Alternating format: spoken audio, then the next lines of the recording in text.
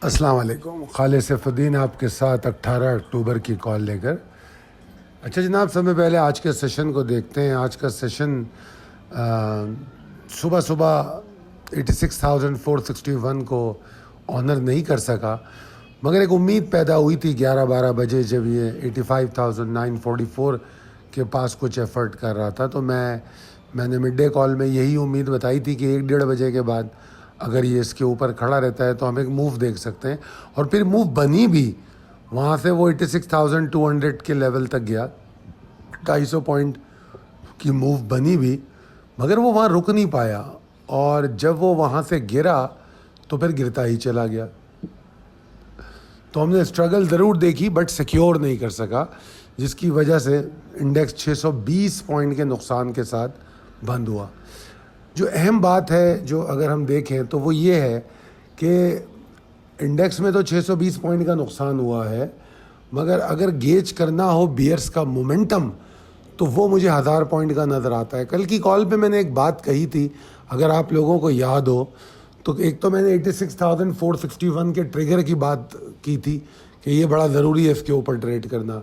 दूसरे मैंने ये कहा था कि ये जब इस एरिया में मार्केट इससे पहले आई थी तो कोई 800 पॉइंट नीचे आई थी, और उसके बाद कल जब उसने हाई बनाया था तो 300 पॉइंट नीचे आके क्लोज हो गई थी। तो मैंने कहा था कि ये दोनों सिग्नल हैं। पॉजिटिविटी ये है कि हमें ज़्यादा प्रॉफिट टेकिंग अभी नहीं मिली है, जो कल का सेशन था। दूसरा मैंने ये बताया था कि जो नेगेटिव बात है वो ये है कि उसी जगह पे प्रॉफिट टेकिंग मिल रही है। ये दोनों चीज़ें मैंने हाईलाइट की थी। अब आज को अगर आप देखें तो आज फिर एग्जैक्टली उसी जगह से हमें प्रॉफिट टेकिंग मिलती है, और आज की जो प्रॉफिट टेकिंग है उसका मोमेंटम गेज करें तो आज के हाई से आज के लो को आपको देखना पड़ेगा, तो वो 1000 पॉइंट का बनता है। ठीक है ना। आपको एक बार फिर गिरावट का शिकार, ठीक है जी।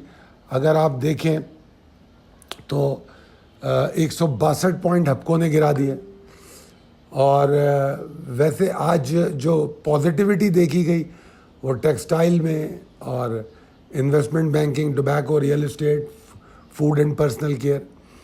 और अगर स्टॉक वाइज देखें तो ई फर्टिलाइज़र, हबीब मेट्रोपॉलिटन वगैरह, इनमें थोड़ी बहुत एक्टिविटी हुई। जबकि नेगेटिविटी जो थी वो एक तो थोड़ी ऑयल में देखी गई और बैंकिंग में देखी गई, जैसे पोल है, ओजीडीसी है, पीपीएल है, और एमसीबी है, नेशनल बैंक है। हपको तो है ही है।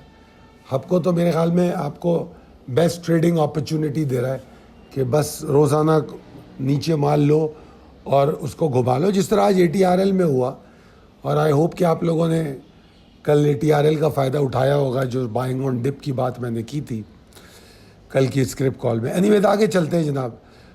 पॉसिबिलिटीज़ एंड स्ट्रेटजीज एज पर टेक्निकल चार्ट में देखिए, अभी जो क्लोजिंग है वो बड़ी थ्रेटनिंग है। यहाँ पर एक तो ये जो आइडेंटिकल हाइज बन रहे हैं ना, बार बार एक ही जगह से प्रेशर आ रहा है, ये एक थोड़ी सी डरा देने वाली बात है। और उसके अलावा जो क्लोजिंग अभी आई है वो भी एक डरा देने वाली सूरत हाल है। तो मैं कुछ अच्छा एक्सपेक्ट नहीं कर रहा, ठीक है ना। मैं हालांकि अगर आप देखेंगे कॉल में मैंने बुल्स के बारे में कोई ऑप्टिमिज्म की बात नहीं की है, ठीक है जी। मैं सिर्फ इतना कह रहा हूँ कि बस 85,527 के नीचे कल ट्रेड होती है तो 84,960, 927 तक मार्केट जा रही है। सिचुएशन परेशान कौन है। जो डिफरेंट स्टॉक की मिक्स परफॉर्मेंसेस हैं वो मार्केट में जान डाल रही हैं, ठीक है ना। क्योंकि आप देखो काफ़ी सारे स्टॉक जो हैं परफॉर्म करते नज़र आए इस इंडेक्स में भी।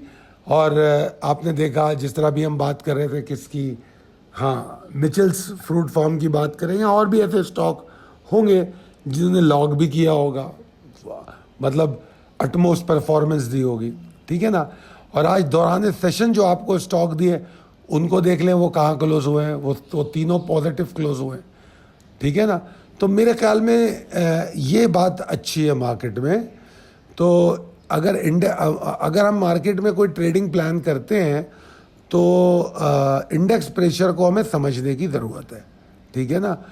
तो इंडेक्स प्रेशर को समझ के स्ट्रेटजी में तब्दीली लाएं कि जैसे माल अगर लिया डिप पे तो प्रॉफिट टेकिंग भी करें, पूरी नहीं करते आधी तो करें। अगर 5,000 उठाए 2,500-3,000 तो बेचे ना, मिल जाएगा माल यार, भाग नहीं रही गई मार्केट। और कोशिश करें कि ट्रेडिंग सिलेक्टिव स्टॉक में करें, हर एक में ना करें। या तो वो जिनकी मैं कॉल दे रहा हूँ कि बॉटमिंग कर रहे हैं, जो जहाँ से परफॉर्म करना शुरू कर रहे हैं, या फिर वो जो आपके स्ट्रॉन्ग फंडामेंटल्स हैं, ठीक है ना। मैंने परफॉर्मेंस के हवाले से आपके सामने एक हम अपनी कॉल दिखा रहे हैं पिछली। अच्छा नहीं, पहले मैं इंडेक्स में आपको एक बात और बता दूं कि इंडेक्स में मेरी उम्मीदें जो हैं वो उसी सूरत में 85,965 944 के ऊपर अगर इंडेक्स रुकेगा तो मैं कोई उम्मीद करूंगा बुल्स की एफर्ट की, वरना नहीं। अच्छा, अब हम परफॉर्मेंस शीट पे आ जाते हैं। यहाँ पर मैंने अपनी एक 1 अक्टूबर की कॉल दिखाई है। ये हमने MFFL की कॉल दी थी। आप ज़रा जाके देखिएगा कि 1 अक्टूबर को ये कहाँ था। 1 अक्टूबर को इसमें कहा गया कि इसको देखो, ठीक है, और 142 के पास देखो, और अगर 142 तोड़े तो फिर नीचे एक्यूमुलेशन प्लान कर दो। आपको पता है 142 तोड़ के 131.67 का लो बनाया 2 दिन, 4 अक्टूबर को और 7 अक्टूबर को, और आज इसकी क्लोजिंग क्या है 155.16, यानी कि 17.84% ये मूव कर चुका है। और हमने कॉल कब दी है 1 अक्टूबर को, यानी कि आज 17 दिन में 17.5 पौने 18% एक स्टॉक आपको मूव देता है।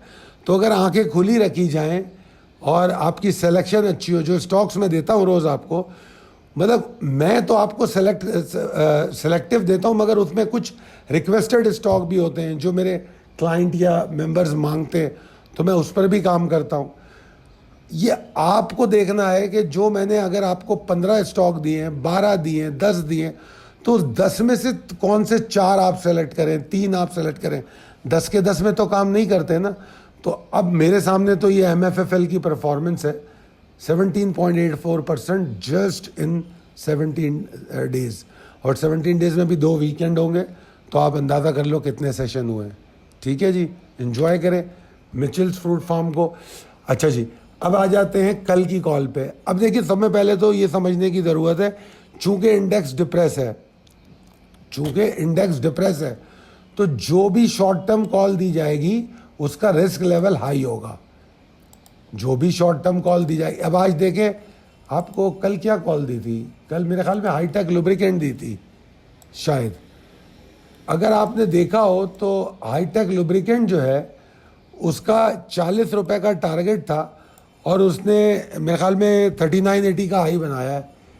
अब जब इंडेक्स डिप्रेशन में आया तो ये ट्रेडर की समझदारी है कि वो जिद पे थोड़ी अटका रहेगा कि खालिद ने 40 का टारगेट दिया तो मैं 40 पे ही निकलूँगा। बिल्कुल भी नहीं हो सकता, ये बिल्कुल भी नहीं हो सकता।